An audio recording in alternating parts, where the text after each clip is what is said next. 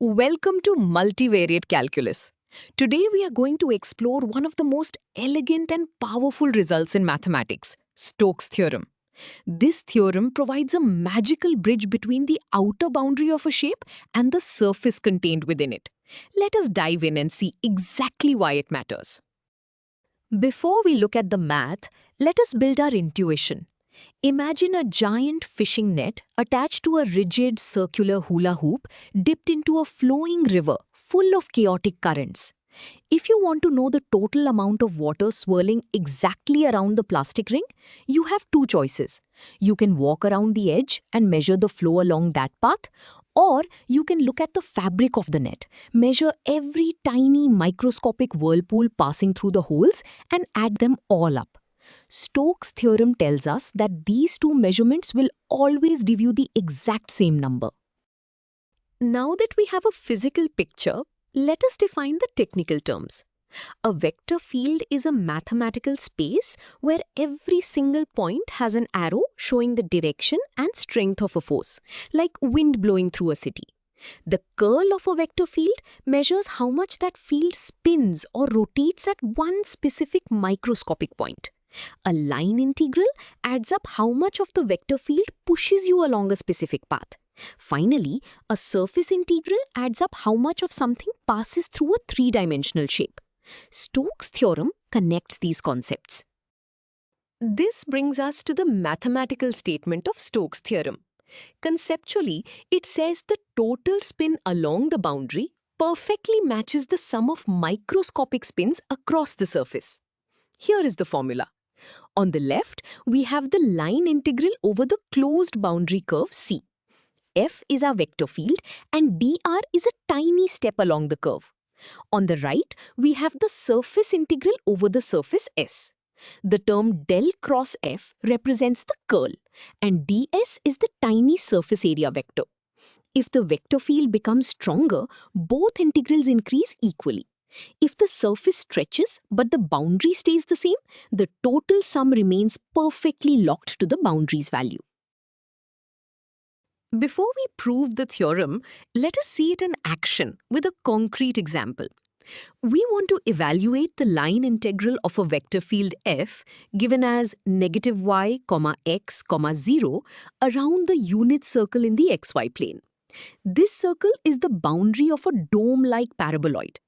However, a brilliant feature of Stokes' theorem is that we can choose any surface bounded by this circle. The flat disk at the bottom is much easier to work with, so we choose that.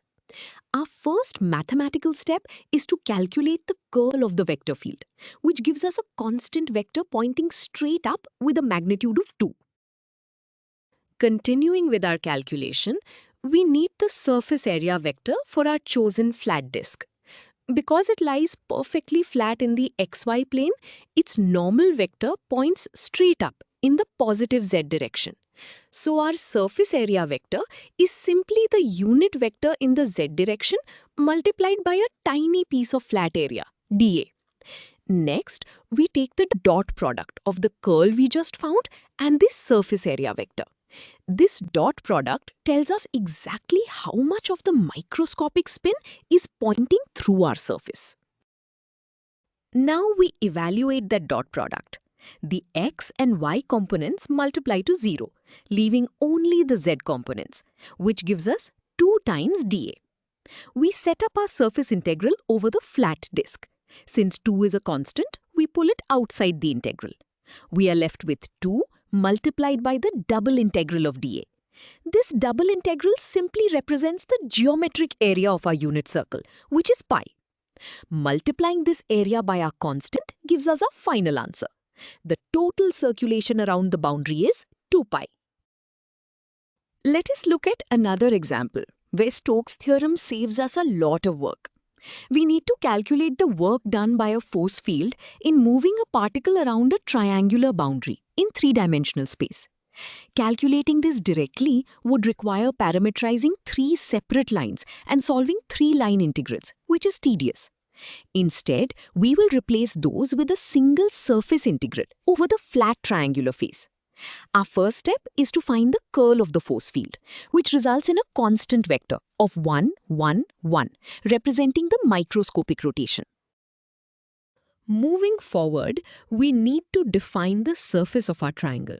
The three vertices have intercepts of 1 on all three axes, so the equation of the plane is x plus y plus z equals 1.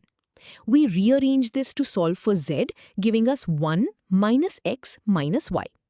To find the surface area vector, we take the negative partial derivatives of this surface function with respect to x and y and place a 1 in the z component.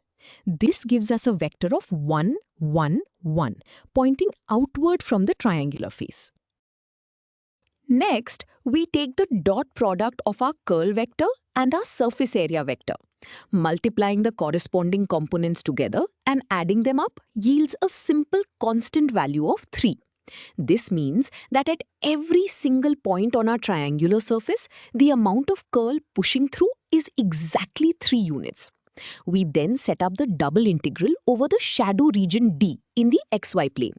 Because 3 is a constant, we pull it out, leaving an integral that simply asks for the geometric area of that shadow region. Finally, we evaluate the area of the shadowed region. The shadow of our 3D triangle is a flat 2D right triangle on the floor with a base of 1 and a height of 1. The area of this triangle is 1/2 times base times height, which equals 0.5. Substituting this area into our equation, we multiply our constant 3 by 0.5. This gives us our final answer of 1.5 joules. By using Stokes' theorem, we completely avoided the tedious work of parameterizing 3 separate 3D lines. Now that we have used this formula, let us understand where it comes from. We can derive Stokes' theorem by taking a large, complex surface and breaking it into a grid of tiny, flat rectangular patches. If we look at just one microscopic patch, the circulation of the vector field around its tiny boundary is approximately equal to the curl of the field dotted with the normal vector, multiplied by the tiny area. The normal vector simply tells us which way the patch is facing. Let us visualize what happens when we add up these tiny circulations for every single patch across the entire surface. Look closely at the shared edges between any two adjacent patches. The tiny line integrals traverse these shared inner boundaries in opposite directions. Because they flow in opposite directions along the exact same edge, the flow cancels out perfectly to 0. The only parts that do not cancel are the outer edges of the patches that lie on the main large boundary curve. Returning to our derivation, we mathematically sum the tiny circulations for every patch. As we just saw in the diagram, a magical cancellation happens. The internal boundaries vanish completely because of this perfect cancellation. Therefore, the massive sum of all the tiny line integrals simplifies dramatically. It collapses into just one large line integral that travels exclusively around the main outer boundary of the entire shape. At this stage, the right side is still an approximation because our patches are finite in size. To finish our proof and make this perfectly accurate, we need to shrink the patches down to an infinitely small size. We take the limit as the size of the patches shrinks to 0. When we do this, the approximation becomes exact, and the discrete summation turns into a smooth, continuous surface integral. This completes our derivation, giving us the final, elegant formula for Stokes' theorem, proving that the boundary circulation equals the surface integral of the curl. So we have proven that Stokes' theorem holds.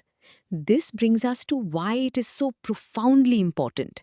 It is not just a mathematical trick, it is the foundation of modern physics, particularly electromagnetism. It is the mathematical engine behind Faraday's law of induction, which explains how power plants generate electricity. When a magnetic field changes, it creates a microscopic curl in the electric field. Stokes' theorem proves that this microscopic curl perfectly translates into a macroscopic voltage, pushing electrons around a wire loop. Let us summarize what we have learned. Stokes' theorem provides a powerful bridge between the boundary of a shape and the surface contained within it. It proves that the total circulation of a vector field along a closed loop is identical to the total microscopic rotation passing through any surface attached to that loop. This allows us to swap difficult line integrals for easier surface integrals and reminds us that the specific shape of the surface does not matter, only its boundary. You have now mastered the fundamentals of Stokes' theorem.